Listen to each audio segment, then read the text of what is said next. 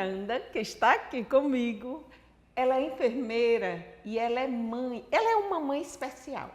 Ela tem 2 filhos e Raul, de 10 anos, é autista. Isso. É o mais novo, não é isso, Paula? Novo. Como é, desde a concepção, lógico que você não imagina que vai ter um filho com autismo, mas assim, como que foi a tua expectativa da gravidez e quando você percebeu que Raul era autista?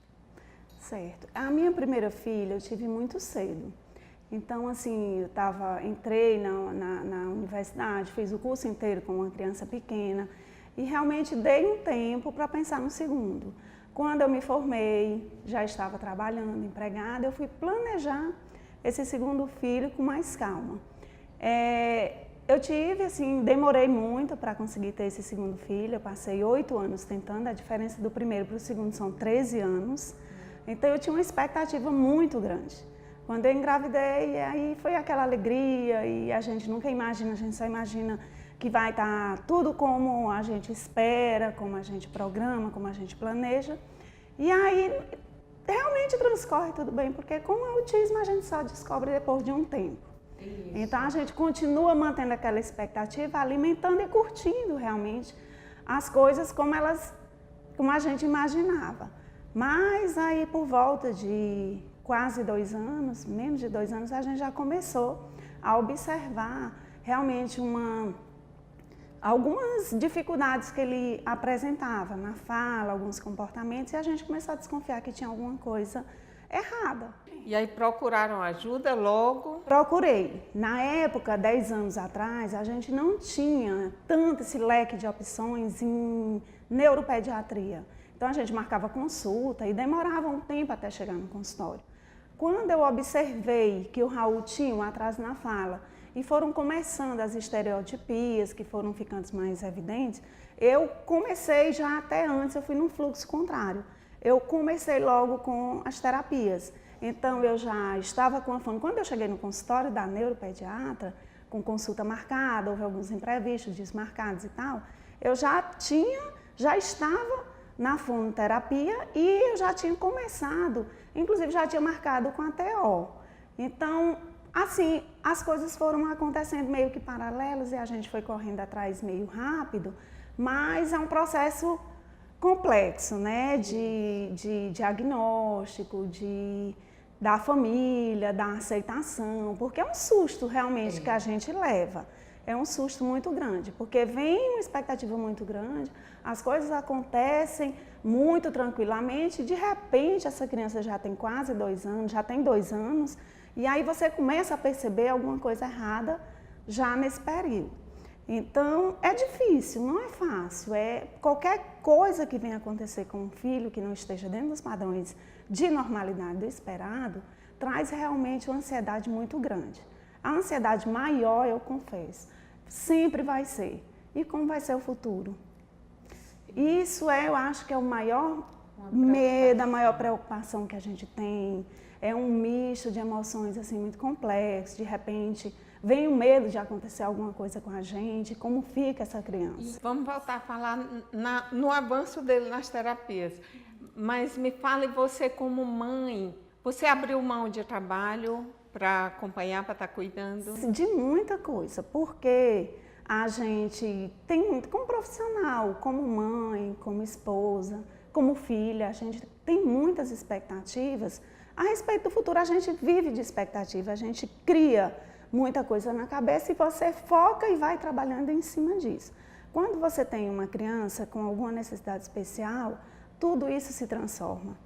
Você olha para aquela criança e ela passa a ser a prioridade. Então, todas essas outras coisas, elas se tornam secundárias.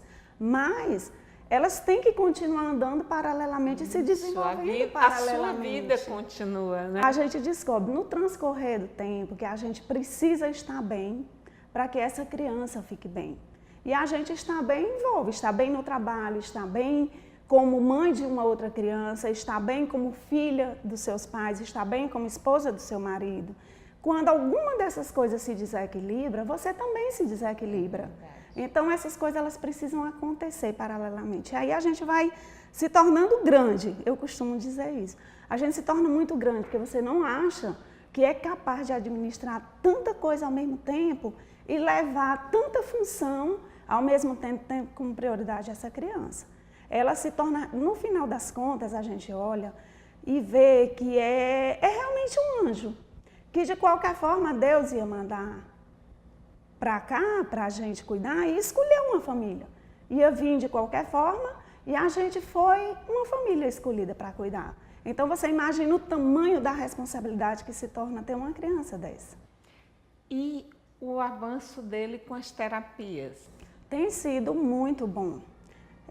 Como é de difícil diagnóstico, a gente não tem nada assim palpável para justificar o autismo, ainda o diagnóstico é clínico, né?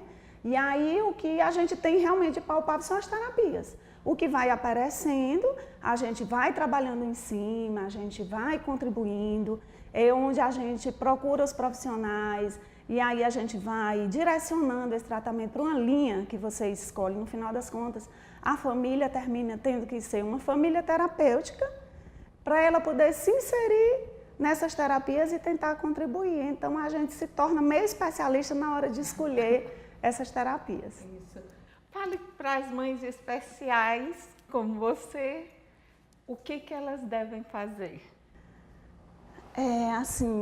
A gente conversa todo dia com mães, com profissionais a respeito disso, mas eu acho que no final o que você tem que ser mesmo é forte, é grande, é olhar para o seu filho e ver que a principal coisa que existe no mundo naquele momento é ele.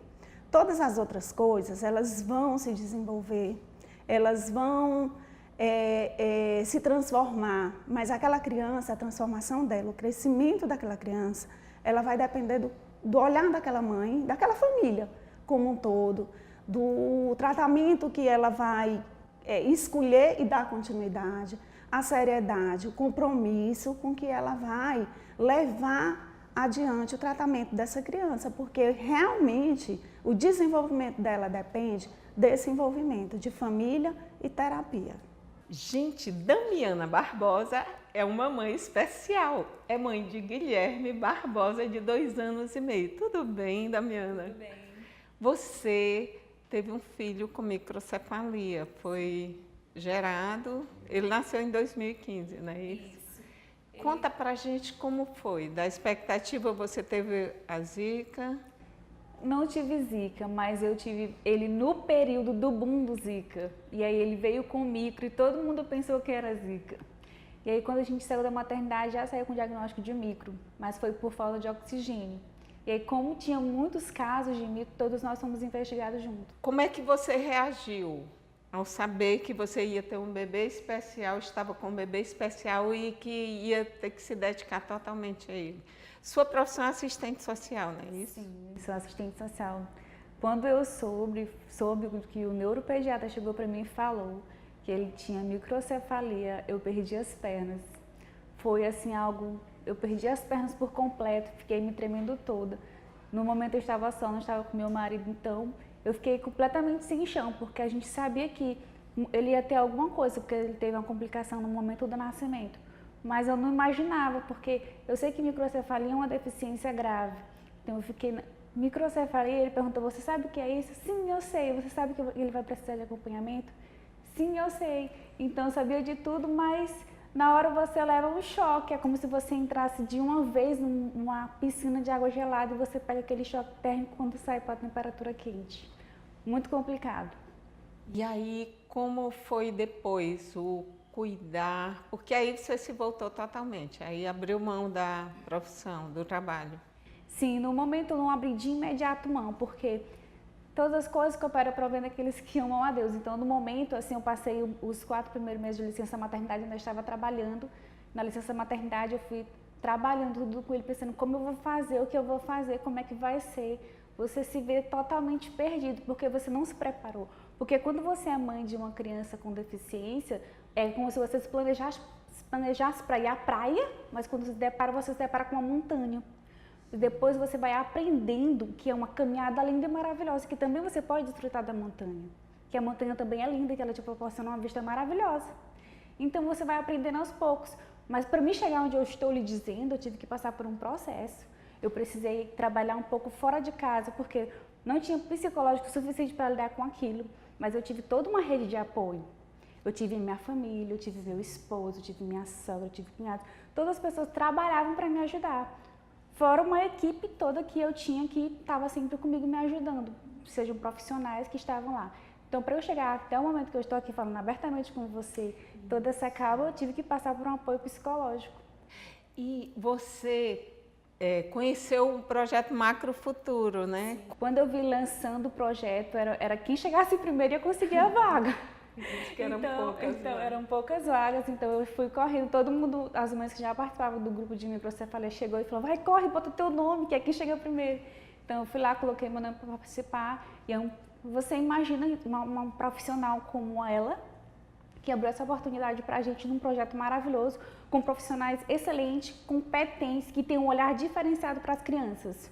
Não é um olhar que vai te olhar o teu filho só como um paciente, mas vai te olhar como um filho, como uma pessoa, como um ser humano. Não só como um paciente que vai gerar dinheiro ou que vai ser um problema de estudo. Não, mas como uma pessoa, como um ser humano que tem todos os sentimentos e que as pessoas também se voltam sentimentos para ela. Como que ele está hoje em relação à deficiência, em relação ao tratamento, o avanço dele? O prognóstico do Guilherme não era bom. Assim, quando ele nasceu, eles já me disseram logo, o prognóstico do seu filho não é bom. A senhora esteja preparada para isso, para aquilo, que ele pode não fazer isso, pode não fazer aquilo. Mas às vezes você fecha os ouvidos para as coisas que você ouve. Nem tudo que você ouve você tem que dar ouvido.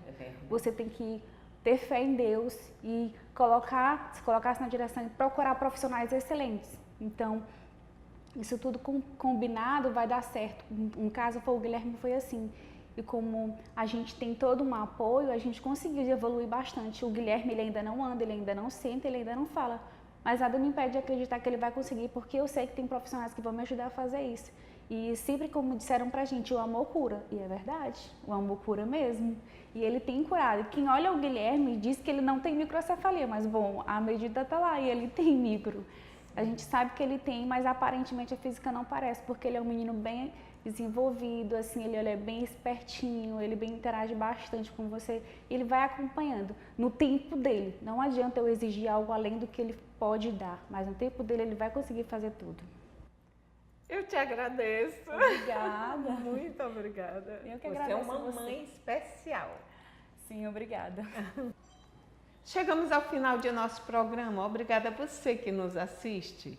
Agradecemos a TV Antares e TV Assembleia pelo apoio. Acesse nossas páginas no Facebook e no YouTube. Todo domingo, eu e Leide Souza estamos na Rádio Antares, 800 de 10 ao meio-dia. Até o próximo Sob Outro Olhar.